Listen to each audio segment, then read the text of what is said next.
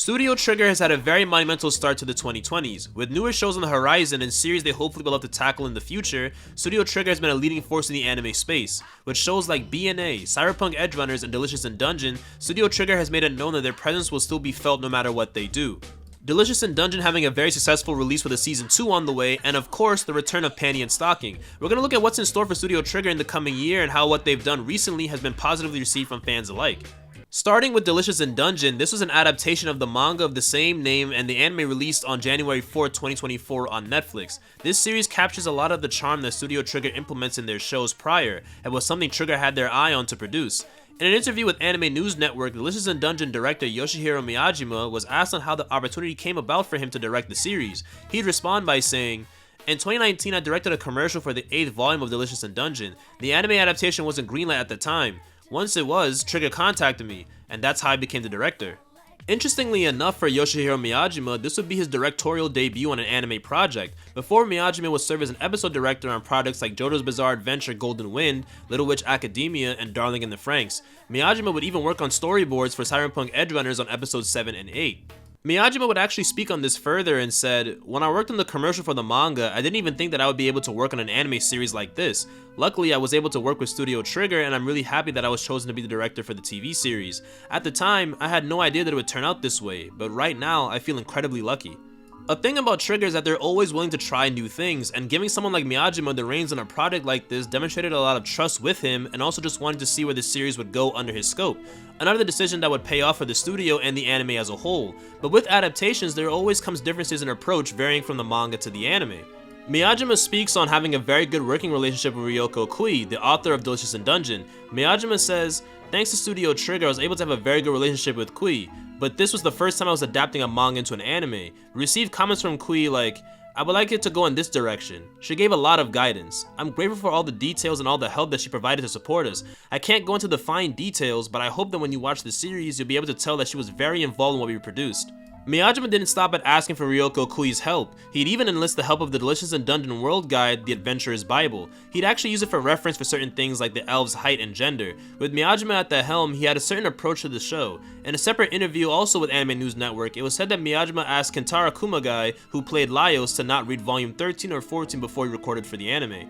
Then he was asked if it would stay the same even with season 2 being announced. Miyajima responded by saying, "That's right, I wanted to perform the second half of the story as he's seeing it unfold all for the first time." Trigger always seems to be receptive to people trying new things or having separate interpretations of their work, keeping with the philosophy of their company of always trying to do something that they want to do instead of chasing trends. Miyajima would sit down with his team extensively going over the process of how the opening intro would be handled. Miyajima also did the storyboard for the openings of Delicious in Dungeon. Once the team has went over the process, the shots are now sent back to him for a directorial check. Basically what this is the director has to now check all of the shots to see what he approves of versus what he doesn't. Miyajima speaks in the opening and said that he listened to it over 100 times and that everything that you're seeing in the opening is exactly what he thought of in his mind as he was listening to the opening. He wanted the opening animation to match the song that they had chosen for it. The team put a lot of care into the show. Per Miyajima's words, he found it to be an opening that he hasn't seen in a while and hopes that the viewers can come away with that same view. Delicious in Dungeon, of course, had quite the team working on it as well, with the likes of the legendary Yo Yoshinari responsible for key animations and being a director on several prolific works.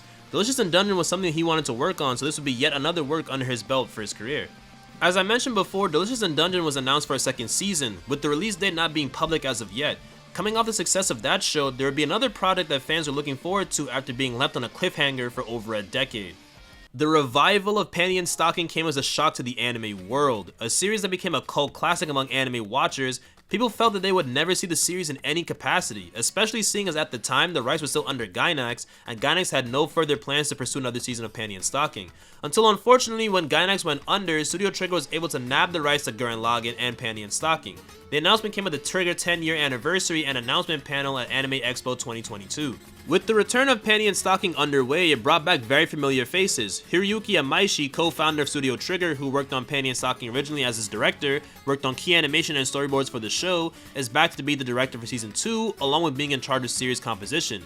Hiromi Wakabayashi, who worked on design management, scripting, and concept planning for the original show, is now helping with series composition, concept planning, and also being an assistant director.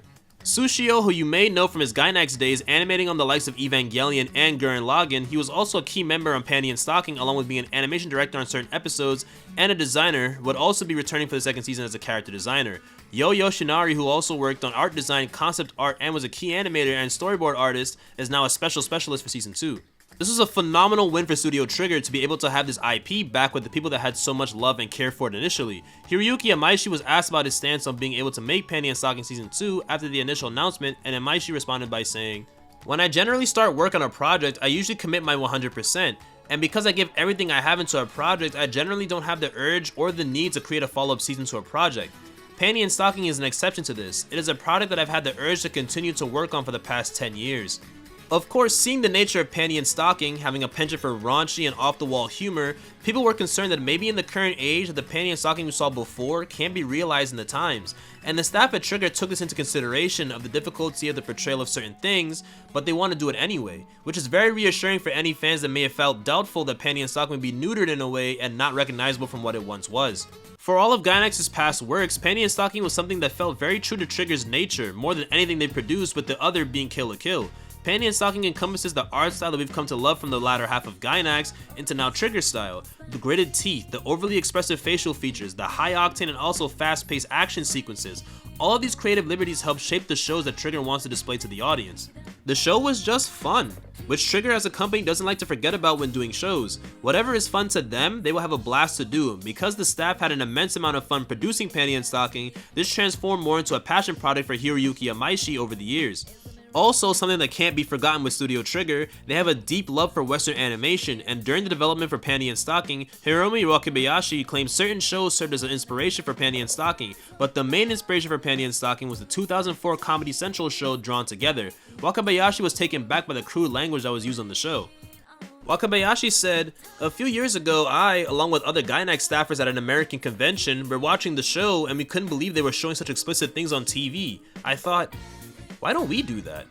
Trigger always shows love to Western animation, which in turn helps to eliminate a negative stigma that some anime watchers would have, thinking that anime is so far detached from Western media that they don't benefit from them at all. But Western influence helped shape Panty&Stocking into the cult classic it is today.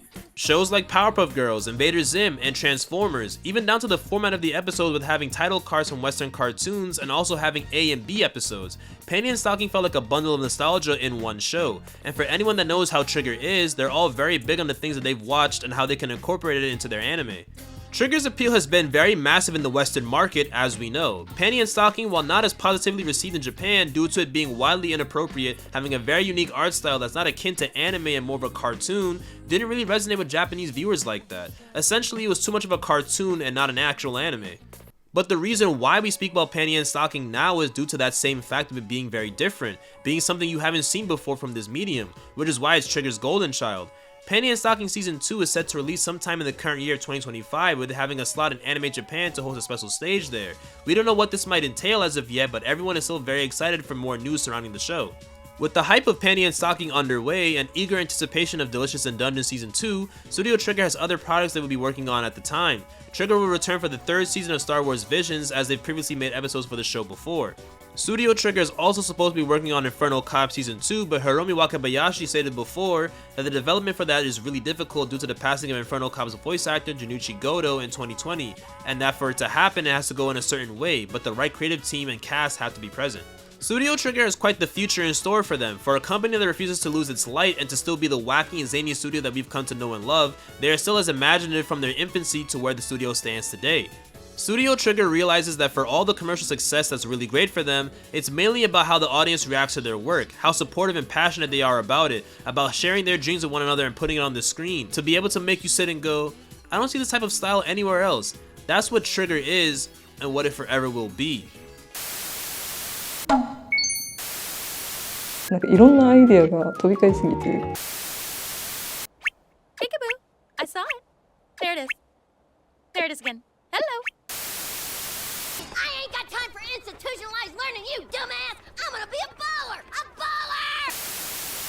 I made this as a follow-up video from the last one I did on Trigger to pretty much cover the basis of what's going on with the company as of now and what their plans are for the future. As always, I'm very excited whenever Trigger has new work, but what are you most excited about for Trigger's future? Let me know in the comments, and I'll be seeing you all next time.